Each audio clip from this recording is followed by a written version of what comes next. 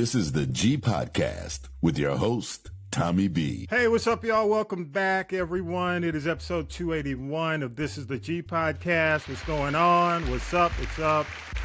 And this is a very special collaborative episode. Actually, this episode is going to air on This is the G Podcast and the You Need to Know podcast. And I'm absolutely thrilled, man. I'm a little nervous because, I feel like I grew up at Troy and I kind of grew up with these folks. So I got to say hello to Troy legends, Freddie Thomas and his amazing wife, Deborah. Hello. Thank you so much.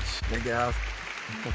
Can I say Debo once? Okay, that's all I'm going to say. I'm not going to say it anymore. I promise. Hey, as much as you need to. I don't think she's going to agree with you on that, man. But It's all good. It's all good.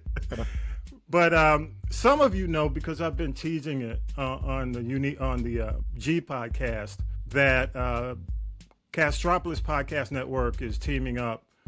That includes Velvet Frequency Radio and the You Need to Know podcast with the Tailgaters, Trojan Tailgaters this year. And I'm really proud to say we're sponsoring it. We're involved. The annual scholarship ball is happening, and that is happening this year. It's Halloween weekend. So you got Halloween on Friday, homecoming on Saturday, which is November 1st. And I just felt, and I appreciate you, Freddie, for taking the time. Deborah, thank you for taking the time.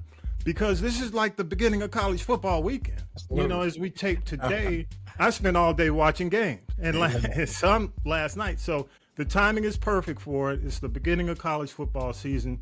And I'm just going to jump right into it. Freddie, for the folks in our audience who might not know what the Trojan Tailgaters do and who they are, can you give me some insight? Give us some insight. Sure. Trojan Tailgaters, we began about right at 30 years ago this year. Some of our old football players, there was about 10 of us and our wives, and it all began what we would say on the quad, outside of the quad. It's where Ted Horstad, myself, and a few others, and Deborah and a few others, we all came together just to start tailgating. And this was a way of us getting together, having fun, and also giving back. And it all started, like I say, in front of the stadium. And it was just a way of us to just have fun, enjoy a ball game, and do some food, drinks, and just meet old people. So that's how the Tailgaters became into existence. And now, man, we're just we're growing by leaps and bounds, and we're so proud of that. And our main purpose is to give back in the form of scholarships. Excellent. I love a good, origin story. And either one of you can get into this. What was the thing that said we need to make this an organization? Either one of you can answer that. I'll go at it.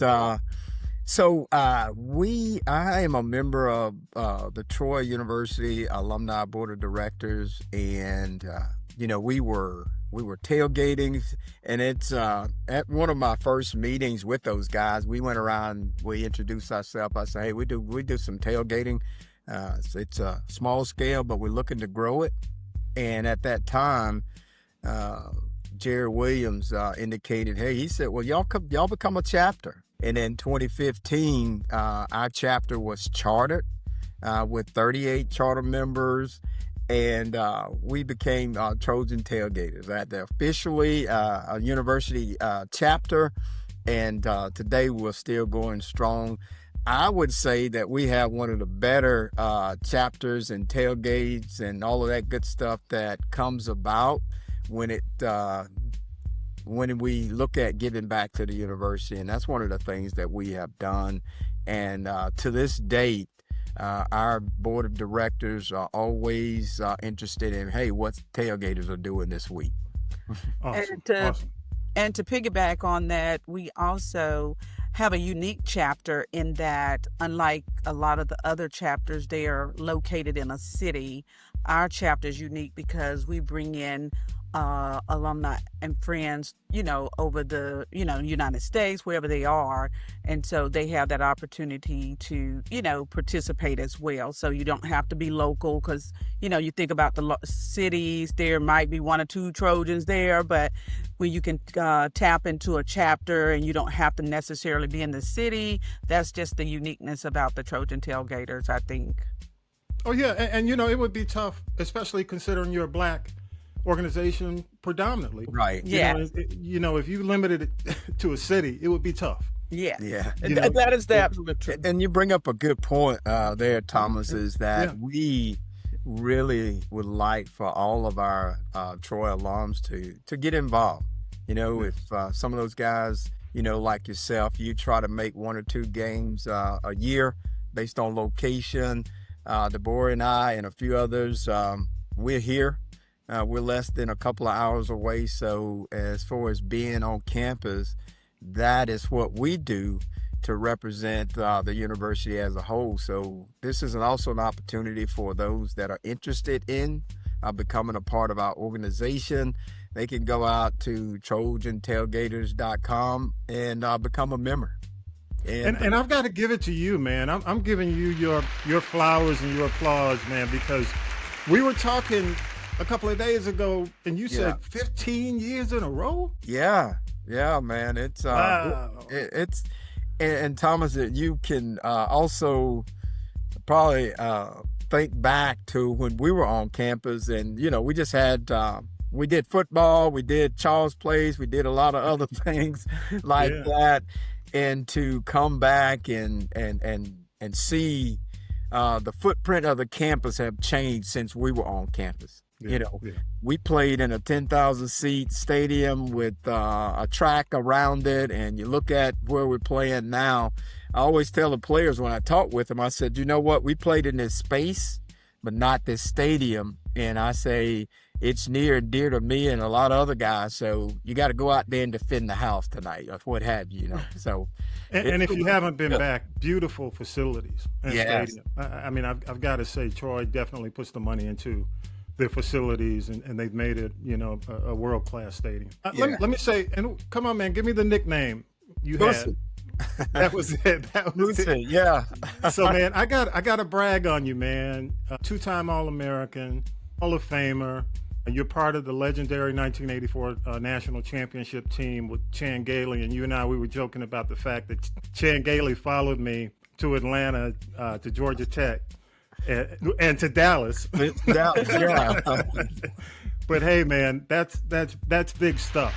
Yeah. I mean, really, it is. From all the experience you had, because I was there. I was there from 82 to 86. So I remember how big that was. What did you learn, man, from that culture? And do you carry it with you today, and do you carry it with you as you lead this organization? Yeah, that, those years were, I look back today and I said those were the transformative years of what the university is today. We came in 1983, 84. Coach Gailey just was a phenomenal guy, still is today. He and I talk at least once or twice a year. And the thing that he taught us is to do your best in everything you do, whether it's professional or personal. Just give it 100%, because that defines who you are.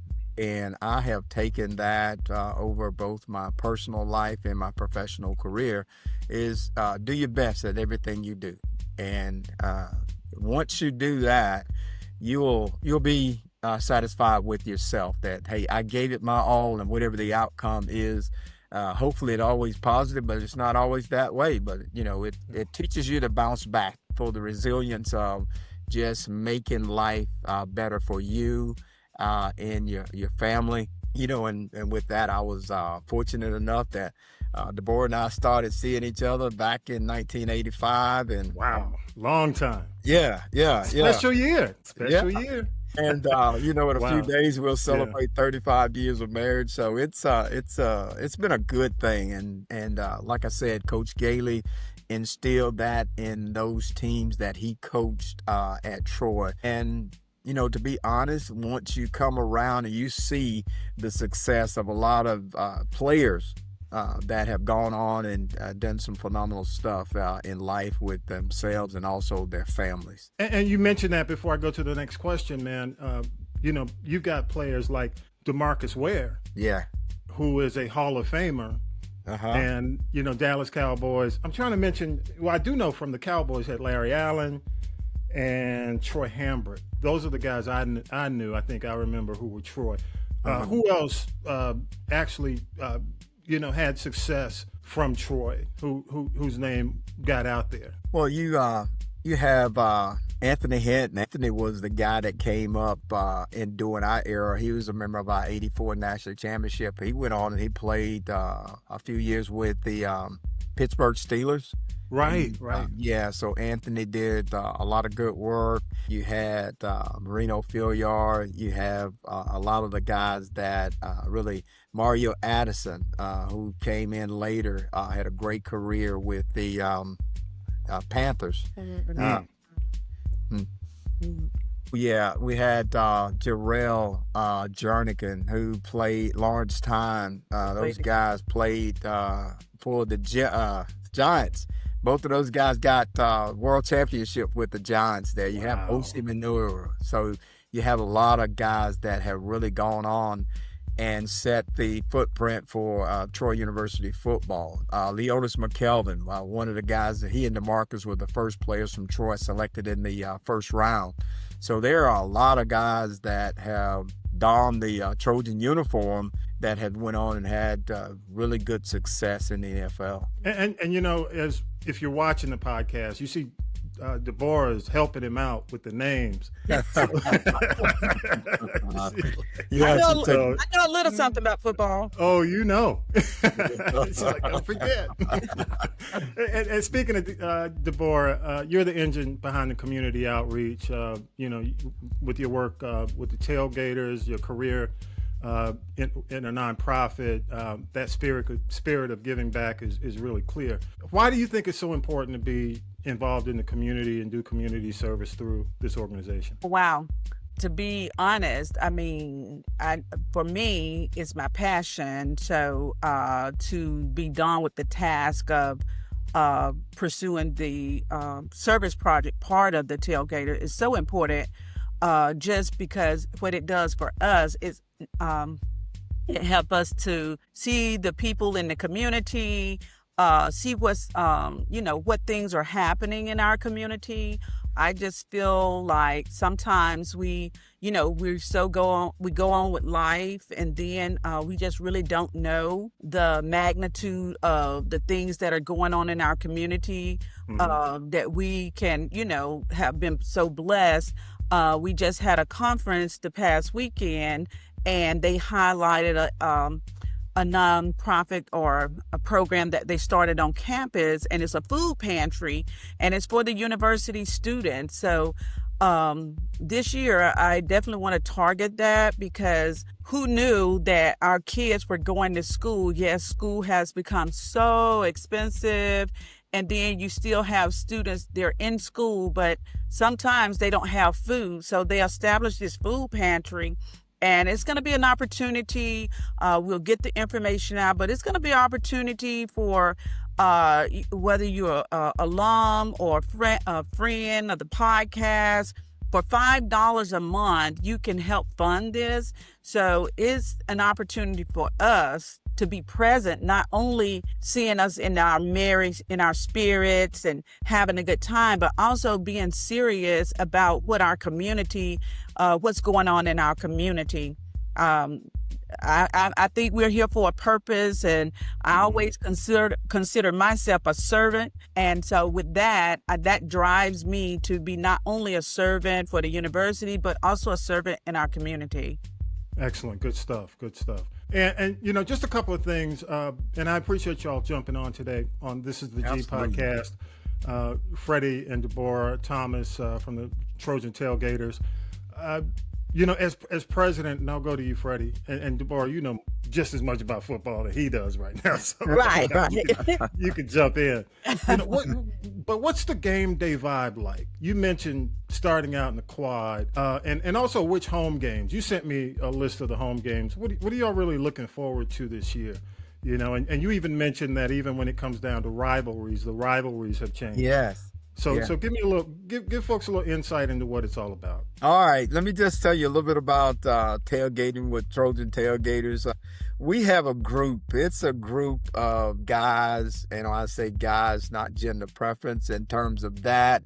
It's a group of individuals, all have some ties to Troy, either they're former football players and our wives or just friends of Trojan Tailgaters. This thing, Thomas, starts about 8:30 a.m. on game day, right? So 8:30 a.m. you got guys out there setting up the grills. They're setting, our tent is already there, but we're hanging TVs, getting ready for all of that stuff.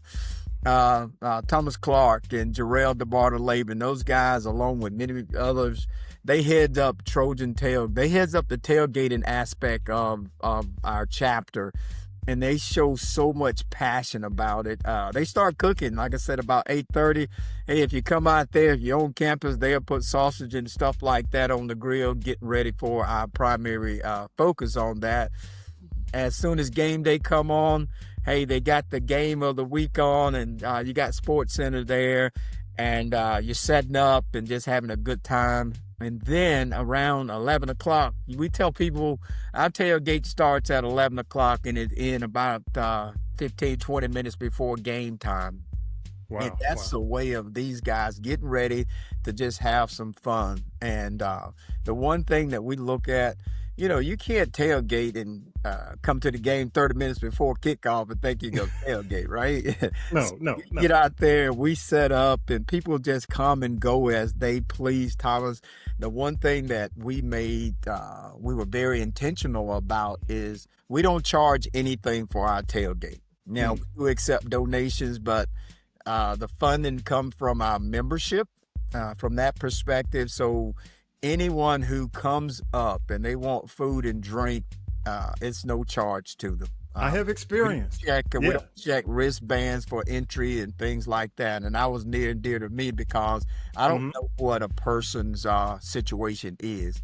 And if we can give back, as the board said, from a community perspective, then that's what we're looking for. And as far as rivalry game, hey, man, we look for the first game, which is the excitement. But now we have become, when you and I was on campus at the board, we all started up. It was like Troy and Jack State, right? Yeah.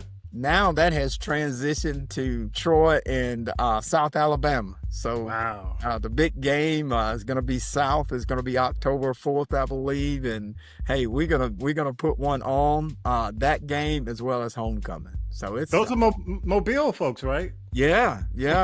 We have quite a few players that play on Troy's team from Mobile. Yep, absolutely. Mobile would represent at Troy without a doubt. Yeah, for sure.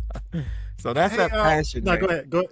Oh yeah, you're absolutely right. You're absolutely right. Deborah, you agree with him? Yes. We love a good game, and the thing about just the home games, just coming back and seeing all the people we've missed for the few months that they've been away. So getting to see the people and just the closeness. I love Troy because of that home. I feel always like we're family. It's that family feeling when you're with our Trojans. So that's exciting for me. And again, just to see the people that we missed over the few months, and we just picked back up where we were. Yeah, good stuff. And I can't let this episode go by because on my podcast, when we do anybody we have on in the sports arena, in the sports world, they talk about what's going on in football or basketball, whatever the background is. So I got to add, Deborah, jump in I don't want to start a fight, but if you don't agree with Freddie, jump in. I know you will. I know you will. But my pick for this year, and I picked them last year, but I really picked them this year, is Texas. Okay, I agree that they are number one. Yeah. I think for the first time in a long time. I feel like they're a true number one this year because they've got Arch Manning actually starting. I was not a fan of yours starting. Yeah. For Texas last year, and I felt that's the reason they didn't take it all. Right. So with that said, who do you see as the true number one? And I got to mention that Troy's playing Clemson this year. And actually, a lot of folks are saying that Clemson, because they're bringing so many people back, they might be the sleeper number one. So with that said, tell me a little bit about what you think, who might be the number one. And also with the Clemson game, do we have a shot? Yeah. Well, first with the number one, I think Texas is there, but let me just tell you, Texas is now in the SEC. And the SEC is one of those dominant conferences there. And the one thing that you have to look at is Texas is there, but Bama's a sleeper. I grew up on I knew if I was going to say something about Texas, Bama was. And so you're right. You're gonna and what I'm about to say is I think those two guys are probably going to look at battling for the championship. Like last year was Georgia in Texas. And I think it's this year probably going to be Bama and Texas, although my heart is at Troy. I don't care what you want to think Absolutely. I'm a Troy guy, right? No sad. But from just a college football standpoint, I'm going to say the SEC championship will come down to Alabama and Texas, and I'm going to let you toss the coin on that one. Well, I'm in Georgia, so yeah. Okay. Yeah. Well, let me say this. I didn't think that Bama's coach was going to make it through the summer. So is he still there? He is. Hey, I was having a conversation yesterday, and the guy said if the board don't perform this year, he gonna get out of there. Oh, he gonna. Let me tell you, man. Yeah, he better win. He better be in the championship. At Alabama, you got to win. They're not quite like Auburn. Auburn to buy them out and get rid of them. Bama give them an opportunity. So, but as far as that, and then let's just go to the Troy Clemson game.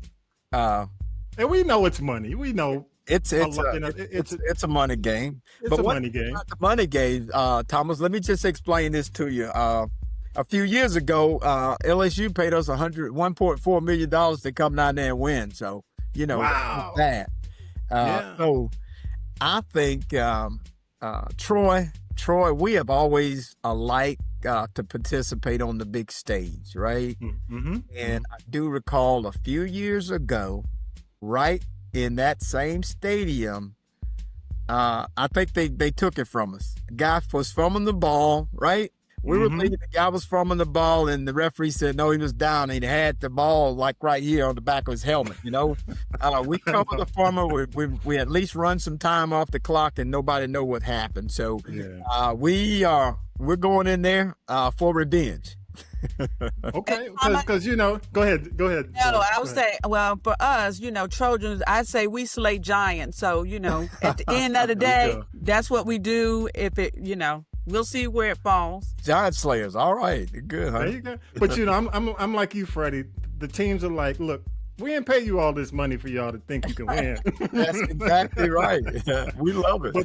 But play them close, play them hard, and I'm cool. That's it. That's true. Hey, let me just tell you Let me tell you this right here, man. We got about 30 Trojan Tailgaters that are going to make the trip, and we're going to have a ball. You should. Yeah. You're going to be probably I was talking to the athletic director a few weeks ago, and we're going to probably be a few hundreds among a few thousand, but, hey, we're going to be decked out in our Cardinal. There you go.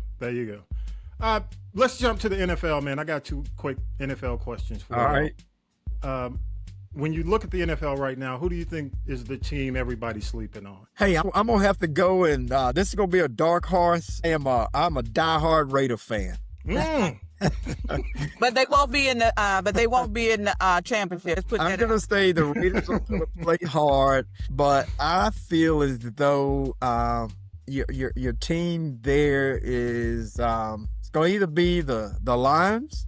Yeah. The Lions are, they were so close last year, and I think they got some blood on the hand there. They just got to come back, and I was going with the Lions on last year to win it all, and they had that hiccup right there, and man, but they had, who was the big defensive player? They who got hurt? Yes, the Forgot his name. end, the defensive end. I can't call his name right offhand, but yeah, that was a huge loss. Huge loss. Yeah. So once he broke that leg, yeah. It was bad. So before I go to the next question, man, I gotta ask, who hit the hardest on the team? Was it you? If you ask Tatum, did he hit hard? What is he gonna say? You know what I told him today, Thomas? I said, let me say this before you go on, Freddie, because back in the day, it was a different climate, man. It was. That's where I'm going. Go ahead. Back in the day, as you indicated, if targeting would have been in when we played, probably myself, Meehan, Thomas Clark, all of us would have been out of the game first. Because we went in to do some damage. We was like, we're gonna put some punishment on these guys if they get the ball, right? Yeah. So yeah, I mean, I'm old enough, and you're old enough to remember. And I respect the way he played the game. I know there were some incidents that happened, but I'm old enough to remember Jack Tatum. Oh yeah, and Ronnie Lott. Yeah. And boy. Yeah. Hey. I don't think these guys could play like that. I don't think they could play. You're absolutely right. You're absolutely right. I always tell guys, I said, man, the guys today, they couldn't withstand it when we were playing. Because they taught you to be brutal in practice, been brutal in the game, all of that stuff. And my kids often, tease me. They said, Dad, you got CTE. Oh, no. No. See, that ain't nothing to joke with, man. Come on. Boris says it. Hey, that's how kids are, man. They don't care. They don't care. They don't. Cruelty. Hey, real quick, my last NFL question. I got to ask you, man, you're a defensive player. And I hate talking about the Cowboys, but I do have to talk about Hey, I'm a Dallas from day one, even though they suck sometimes, but still in my heart. Micah Parsons, you're a defensive player. Yeah. How do you look at this scenario, man? I look at, Thomas, the way the game is played today, you could be healthy today and you could be disabled tomorrow, right? That's just football. That's the game that we chose. That's the game that we love so much. And that's, when you say football is America's game, it's not a cliche. It's exactly, people get excited on all different levels when football season come, right? Basketball season slip in, baseball season slip out, but man, when the last bowl game is played to the first kickoff next, people are counting it down. They're getting ready. Trojan Tailgaters, we're the same way. We're getting ready for it. So those guys, I think, like in Parsons' case, hey, pay the guy, right? Pay the guy. And, you look at that, those, the owners are, they are getting it. So I think, they owe him what he's asking for. Will he get it? Probably not. But will he get close to it? Yes, I think he should. He deserves it. The guy, pretty much, if you look at it, he carries the team most of the time on the defensive side. Yeah, I mean, it's a $10 billion franchise. Yeah. So. Exactly. They got the money to give. Yeah. And, Deborah, we got to talk about you being a Cowboys fan. What is it? Let me tell you. Come on now. Before football was what it is, and I guess it's been good all the time, but in my house, you was either Dallas or Pittsburgh. So back in the day. Growing up as a child, I was Dallas, and I've been riding with Dallas a long time. They just hadn't been the team. They say they're the America's team, but man, in the last since '95, they gonna have to do something because other people are becoming America's team. And right So now, true. you You're know, right. I still hang with Dallas. I wear a Dallas shirt or whatever. But at the end of the day, I just love a good game of football, and I'm rooting for. I often root for the underdog. Like I love the Eagles now. I kind of root for a lot of teams sometimes just because of players. You can say the Falcons. Come on. Oh yeah. The Dirty Birds. They can, I can root for them, but Yeah. sometimes they, after that, Don't talk about it. Don't talk Okay. about that Super Bowl. Don't do Exactly. it. I'm trying to get out my mouth. Like after that, I was like, really? Oh, Yeah, we're still in therapy over there. Yeah. ongoing. Ongoing therapy. Yeah. Hey, Freddie and Debo, man, it's fantastic. I really appreciate you both. And I got to, as always, give you your applause. Thank you. And thank you for all the incredible work you're doing for the university, for the scholarship. And I've got to say this before we go. As of today, on Castropolis.net, we've got a special, as part of our partnership, register to win for Blues is All Right. The Blues is All Right experience for 2026. Yes. Yeah, love the Blues. And you can go there, go to Castropolis.net. It'll soon be on your website. I'll be sending you details. Right. Awesome. But 2 tickets to the show, merchandise. Hopefully we'll get the meet and greet locked down and a stipend for travel. Yeah. And again, it's at Castropolis.net. And the other thing is the radio station, Public Frequency Radio, will be streaming. We stream 24/7, but Saturdays we're dedicating to tailgating. Wow. So you guys will be a big sponsor, a big part of that in terms of what we call Velvet Tailgates throughout the day and throughout the week. We'll be promoting Trojan Tailgaters. Everyone listening, you need to get involved. You need to learn more about the Tailgaters, their events, how you can get involved with the scholarship efforts. You can go to their website, well-done website, TrojanTailgaters.com. Yes. And all the information's there.